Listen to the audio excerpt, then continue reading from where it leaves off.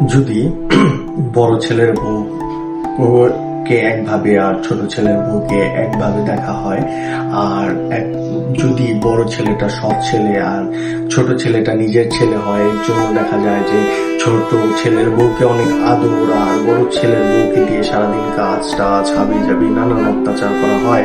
এরকম শাশুড়িদের আসলে ঠিক করার জন্য দেখা যায় যে ওই ফ্যামিলির একজন মানুষই দরকার হয়, সেটা হলো ছোট ছেলের বউ। তো এরকমই একটা গল্প নিয়ে আজকে আমি আসছি, যেটা ফ্যামিলি পলিটিক্স যেটাকে বলে, সেই ফ্যামিলি পলিটিক্যাল জিনিসটা নিয়ে আজকের গল্প। তো এই গল্পটার নাম হলো আমাদের সুখ এবং সুখ দুঃখ। তো এখানে আমাদের সুখ দুঃখ নামটা আসলে পুরা যে গল্পটা, এই গল্পটার মধ্য দিয়ে আসলে যায় না, কারণ আমি যতটুকু দেখে বুঝেছি যে এটা আসলে এরকম গল্প না। এটা আসলে হওয়া দরকার ছিল শাশুড়ির বড় বউয়ের উপর অত্যাচার, বা বড় বউ এখন তো এরকম নামে নানান নাটক চলে, বড় ছেলে ছোট ছেলে, মেজো ছেলে, বড় বউ ছোট বউ, মেজো বউ।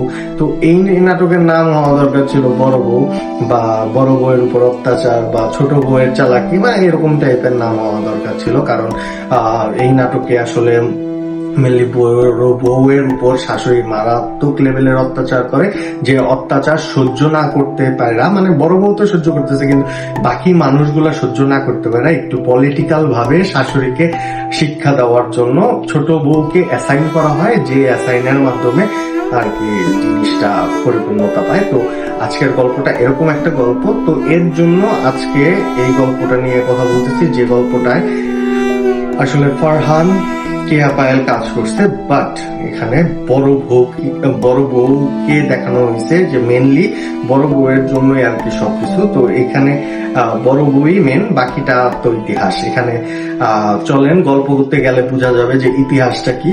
তো আজকের গল্পটা শুরু করা যাক। তো ফার্স্টে দেখানো হয় যে শাশুড়ি আরামসে পায়ের উপর পা তুলা খায় বড় বউরে দিয়ে, নানান রকম রান্না বান্না হাবি জাবি আত্মীয় স্বজন সহ থেকে শুরু করে বড় বউরে দিয়া ছোট ছেলের সবকিছু, নিজে চা বানায় আনে, চা একটু খারাপ হইলে মুখের মধ্যে ঢেল, বা নিচে ঢেল মেয়েরা বলে আবার চা বানায় আনো, এরকম অত্যাচার, নানান রকমের অত্যাচার করা হয়। সারাদিন তাকে অত্যাচারের মধ্যে রাখা হয়। রান্না একটু খারাপ হইলে সেটা নিয়ে কথা, নানান কিছু নিয়ে কথাবার্তা বলা হয়। তো এই যে অত্যাচারটা করে, এই অত্যাচারটা রিসেন্ট তার ছোট ছেলে মানে নিজের ছেলেকে বিয়ে করায়, আর বড় ছেলেটা হলো সৎ ছেলে।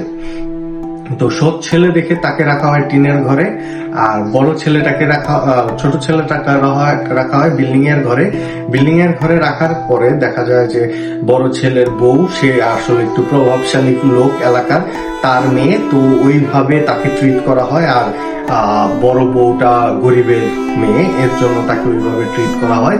তো এখন একই ফ্যামিলিতে দুই ছেলের দুই বউকে আলাদা আলাদা ট্রিট করা হয়, সাথে বড় ছেলের যে বাচ্চা আছে তাকেও দেখা যায় যে অনেক রুডলি ট্রিট করা হয়। বাকি যে বড় ছেলেকেও এরকম ভাবে ট্রিট করা হয়, রিজন হলো যে সে সৎ ছেলে।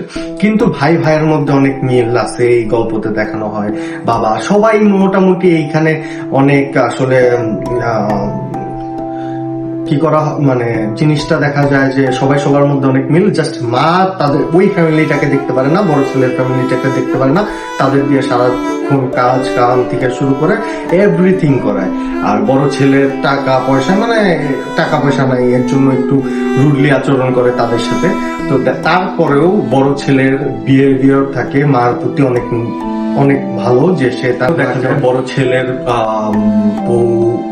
বউকে আসলে যেভাবে ট্রিট করে, তো সেটা আসলে ছোট ছেলের বউ বা ছোট ছেলে সেটা নিতে পারে না, কারণ তারা তো তাকে ভাবি মানে তাকে আদর করে, তাকে ওইরকম লেভেলে দেখে। তো এর জন্য আসলে সেই জিনিসটা তাদের চোখে অনেক কাটা হয়ে বেঁধে। তারপরেও মা তো মাই, এখন মার সাথে তো আর খারাপ ব্যবহার করতে পারে না। তো এইখানে একটা জিনিস কি, কেয়া পায়েল ফার্স্টে কিছুদিন মাকে অবজার্ভ করে, সে ছোট ছেলের বউটাকে অনেক অবজার্ভ করার পরে তারপরে ফাইনালি ডিসাইড করে যে সে আসলে তার শাশুড়িকে একটু শিক্ষা দিবে।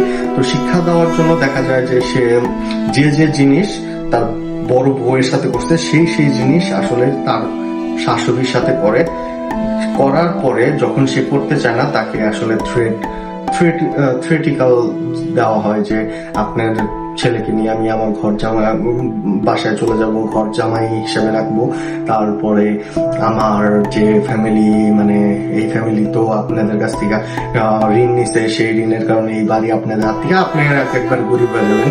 তো এইসব জিনিসগুলো দেখানো হয়। তো যখন কিয়া পায়েল তাকে শিক্ষা দিচ্ছে, তো ওই টাইমে এসব জিনিস আসলে দেখা যায় যে তার যে মনের ভিতর ডর ঢুকে যায়, এর জন্য সে ওই কাজগুলো করতে বাধ্য হয়, যে কাজগুলাকে পায়েল বলে। তো সে আসলে বড় ভাবি তারপরও চায় যে সে ওই কাজগুলো করুক, বাট কেয়া পায়েল করতে দেয় না। রিজন হলো যে সে আসলে বুঝুক যে সে কতটুকু কষ্ট করতেছে। তো দেন দেখা যায় যে সে আসলে আস্তে আস্তে সফট হইতে থাকে, তার ছেলেকে বলতে চায় কিন্তু ছেলেকে বলতে পারে না।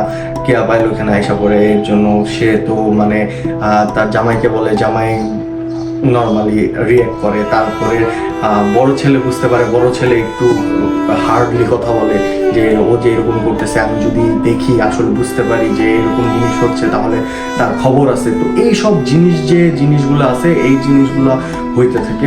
হওয়ার পরে যখন আসলে ফাইনালি তারা খাচ্ছে, তো ওই টাইমে দেখা যায় যে মা খাবার নিয়ে আসার পরে যখন জিজ্ঞাসা করে এই খাবারগুলো রান্না করছে কে, তখন কেয়া পায়েল তারা পুরা ক্রেডিটটা আসলে সে আর তার ভাবিকে নিয়ে যায়। এই জিনিসটা মায়ের ইগোতে লাগে, প্লাস হলো তাকে রিপিটেশন ভাবে তাকে একটা কাজই বারবার করতে বলা হয়। তো এই জিনিসটাও তার একটু গায়ে লেগে যায়।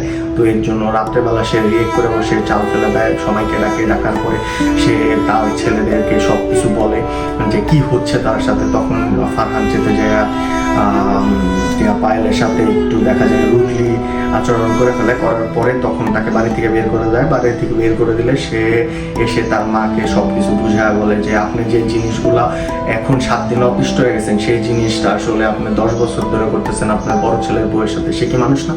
তো এরকম কোনো কিছু বুঝানোর পরে যখন আস্তে আস্তে সে কথাগুলো বুঝার পরে ইমোশনাল পার্ট এসে ছেলের বউকে যেতে দিবে না, সেই আপনারা অ্যাজ ইউজুয়াল এই জিনিসগুলো রেগুলার বলতে নাটকে দেখে রাখেন। তো এরকমই জিনিসটা হয়। পরবর্তীতে যে জিনিসটা আমরা বলবো এখানেই নাটকটা শেষ, আসলে এখানে শেষ না। পরবর্তীতে একটা সিনে দেখা যায় লাস্টের দিকে যে ফারহান কান ধরে দাঁড়ায় আছে আর কেয়া পায়েলের হাতে লাঠি। রিজন হলো যে এই পুরা প্ল্যানের মাস্টার মাইন্ড থাকে ফারহান তার মাকে শিক্ষা দেওয়ার জন্য এই জিনিসটা তার বউকে দেওয়া করায়, কিন্তু ওই যে মানে একটু রুডলি মেরে দিয়েছিল, সেই মেরে দেওয়ার কারণে একটু জোরে লেগে যায়, এর জন্য তাকে কানে ধরায়। তারপর একটা রোমান্টিক পার্ট আসে। তো আমার পুরা গল্পটা মোটামুটি লাগছে, বাট এখানে বিষয়টা একটাই যে পুরা গল্পটা যেমন তেমন, কিন্তু নামটার সাথে গল্পর কোনো আমি ম্যাচ পাই নাই। তো এটা হলো আমার একটু লাগছে, বাট গল্পটা অ্যাভারেজ একটা গল্প, মোটামুটি একটা গল্প। আশা করি যে আপনারা দেখলে বুঝবেন যে কেমন গল্প, আপনাদের কাছে কেমন লাগছে বা লাগবে সেই জিনিসটা আপনারা অবশ্যই আমাকে জানাবেন। তো আজকের ভিডিওটা এতটুকুই। আশা করি সামনে আরও ভিডিও আসতেই থাকবে আরও নানান প্রকারের ভিডিও আসবে, জাস্ট রিভিউ তা না। তো আসতে থাকবে, আস্তে আস্তে চ্যানেল আপডেট করার ট্রাই করতেছি আপনাদের জন্য। তো ইনশাল্লাহ আমার ভিডিও প্লাস আমার চ্যানেলে থাকেন। আশা করি সামনে কুরবানের ঈদের জন্য আমি কিছু ভিডিও আনবো। তো সবাইকে এর জন্য ধন্যবাদ, আমার সাথে থাকেন ইনশাল্লাহ। আসসালামু আলাইকুম।